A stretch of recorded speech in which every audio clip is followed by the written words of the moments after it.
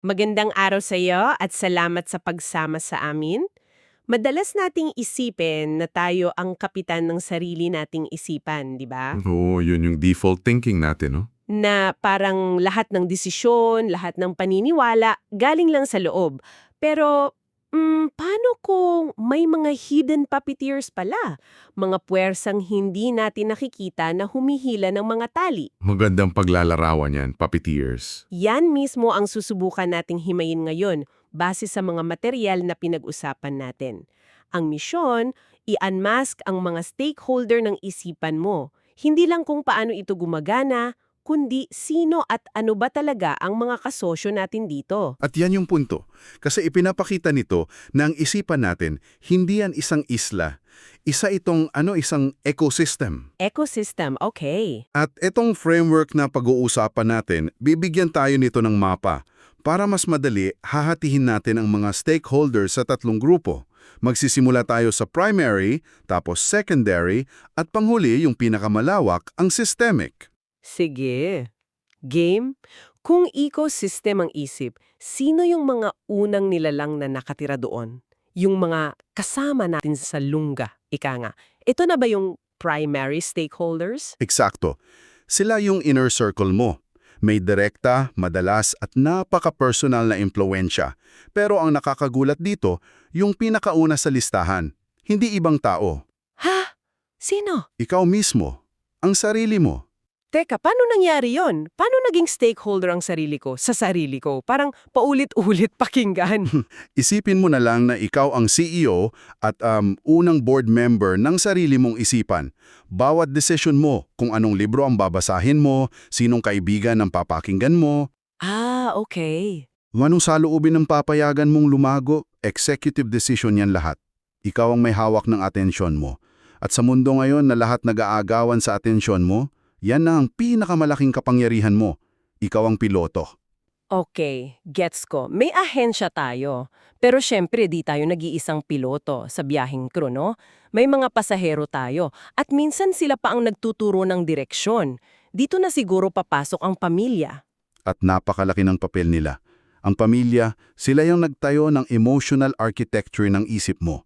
Lalo na nung bata Emotional architecture? Ang lalim niyan. Sila yung unang nagpakilana sa iyo ng tiwala, pagmamahal, takot, tagumpay. Yung mga paniniwala nila sa pera, sa trabaho, sa tama at mali. Para yung operating system na na-install sa iyo bago ka pa man magkaroon ng sariling kamalayan. Pero 'di ba pwedeng maging negatibo rin 'yan? Paano kung yung emotional architecture na 'yan ay sabihin nating may mga sirang pundasyon? Sila pa rin ba ang primary stakeholder o nagiging primary na kalaban? Napakagandang tanong. Sila pa rin ay primary stakeholder, pero yung impluensya nila nagiging hamon na kailangan mong lampasan. Dito bumabalik yung kahalagahan mo bilang pinakaunang stakeholder. Ah, yung sarili ko. Oo. Yung kakayahan mong kilalanin yung mga sirang pundasyon na yon at piliing ayusin ito o magtayo ng bago. Hindi madali, pero doon nakasalalay ang paglago. Malinaw. Ngayon, bukod sa pamilya, may isa pang malakas na puwersa sa inner circle, lalo na noong mga teenager tayo, mga kaibigan.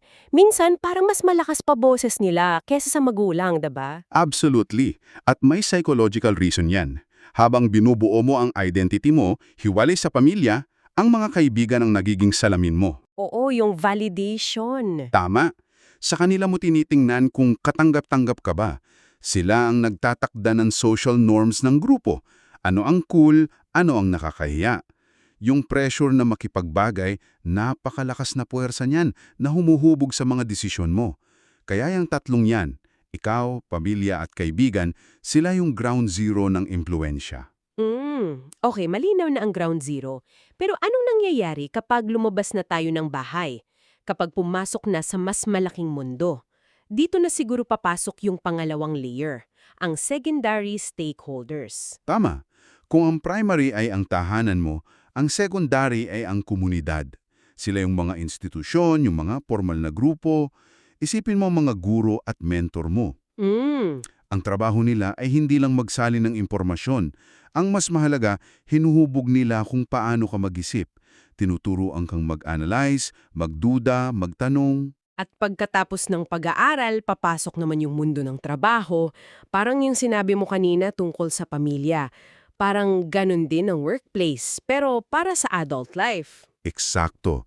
Ang mga katrabaho at lalo na ang mga leader sa trabaho, sila ang nagtatakda ng mental demands mo araw-araw.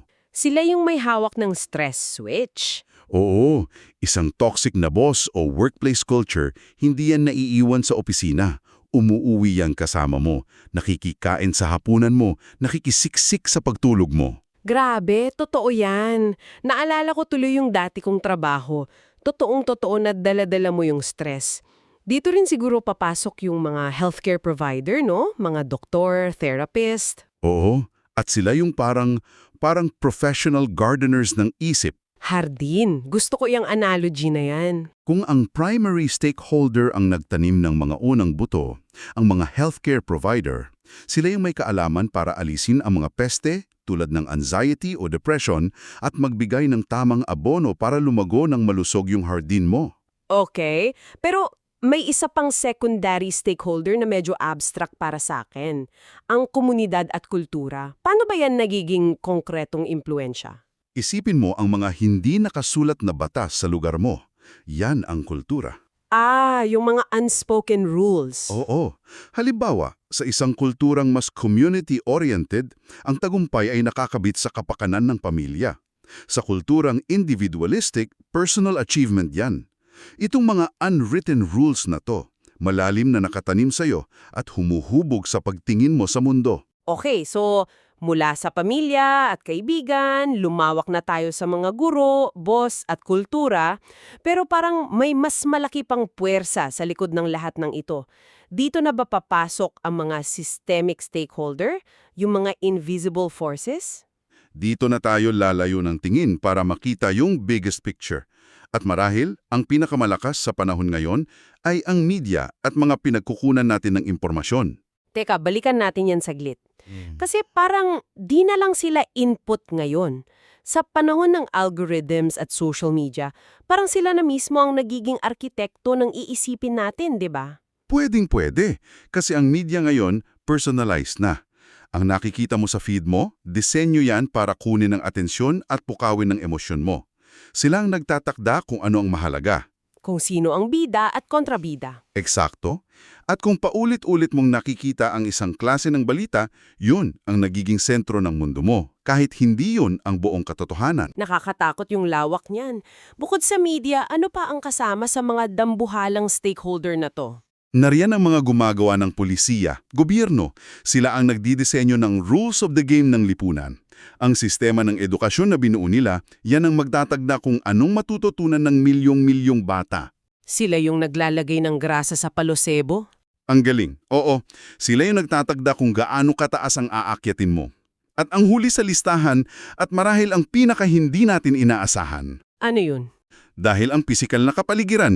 Paano naging stakeholder ang semento at bakal sa paligid natin? Dahil direktang tumutugon ang utak natin sa environment. Ang aksin sa isang parke, nakakababa ng stress. Ang manirahan sa isang maingay at masikip na lugar, nakakapagpapataas naman nito. Kahit yung disenyo ng opisina mo, yung pagkakaroon lang ng bintana, may epekto sa mood mo. Grabe! Ang daming layers mula sa sarili nating isip hanggang sa disenyo ng syudad. Para mapagtagpi-tagpian natin ang lahat ng to, gamitin natin yung halimbawa mula sa material. Ang isang estudyante, dito siguro natin makikita kung paano sila naguumpugan. Ito na yung pinakamahalagang bahagi. Dito natin makikita kung paano nagiging battleground o isang symphony ang isipan. Kunin natin yung high school student. Sige.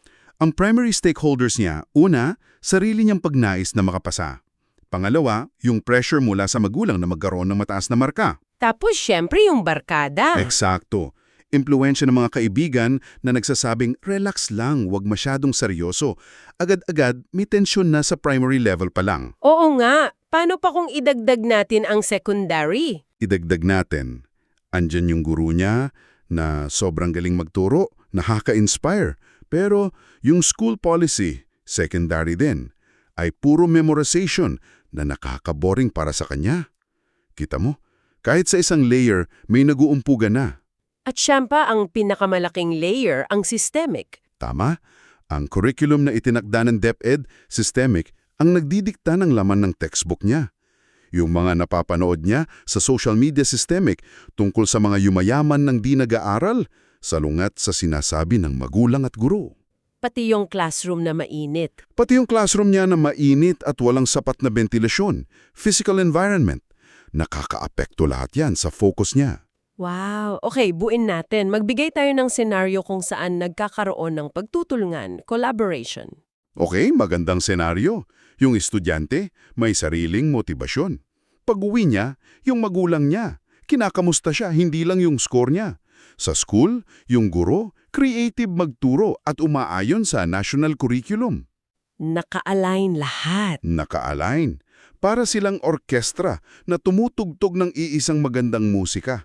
Ang resulta, isang estudyanteng inspired, hindi stressed. Ang ganda ng pangarap na yan. Pero aminin natin, mas madalas siguro yung kompetisyon. Yung gera sa loob ng ulo. At dito nagiging komplikado. Halimbawa, itinuturo sa science class, secondary, ang kahalagahan ng ebidensya. Pero ang pamilya niya, primary, may malalim na paniniwalang salungat dito. O kaya ang itinuturo sa history, secondary, ay iba sa naririnig niya sa social media, systemic. Anong nangyayari? Ang isipan ng estudyante ang nagiging battleground. Napipilitan siyang mamili. Nagkakaroon ng cognitive dissonance, yung stress na dulot ng magkasalungat na paniniwala. At sa gera na yan, walang panalo. Nakakapagod yan. Napakalinaw ng halimbawang yan at ipinapakita nito na ang pinakamalaking aral sa lahat ng ito, hindi tayo vacuum. Ang isipan mo ay hindi isang isla, isa itong proyektong pangkomunidad. Tama. Isang entablado kung saan patuloy na nag-uusap at nagtatalo ang napakaraming boses. At yung pag-alala sa tatlong layer, primary, secondary at systemic, parang nagbibigay sa atin ng mapa para maintindihan yung entablado. At gusto kong idiin, ang layunin ng mapang ito ay hindi para manisi. Hindi para ituro na kasalanan to ng pamilya ko o ng gobyerno. Okay, anong layunin? Ang layunin nito ay pag-unawa at kapangyarihan. Kapag naiintindihan mo kung sino at ano ang mga puwersang humuhubog sa iyo, nabibigyan ka ng kakayahang maging mas intentional. Nagkakaroon ka ng kapangyarihang pumili kung aling boses ang bibigyan mo ng mas malakas na mikropono. Eksakto. At para sa iyo na nakikinig, dito namin iiwan ang usapan. Ngayong may mapa ka na ng mga stakeholder sa isipan mo, huminto ka sandali. Isipin mo ang buhay mo ngayon. Sa lahat ng boses na naririnig mo, mula sa pamilya mo, sa boss mo, hanggang sa newsfeed mo, sino o ano ang may hawak ng pinakamalakas na mikropono ngayon? At ang mas mahalagang tanong, kung ikaw ang magiging sound engineer ng sarili mong isipan, kaninong boses ang gusto mong hinaan? At kaninong boses ang handa ka ng lakasan?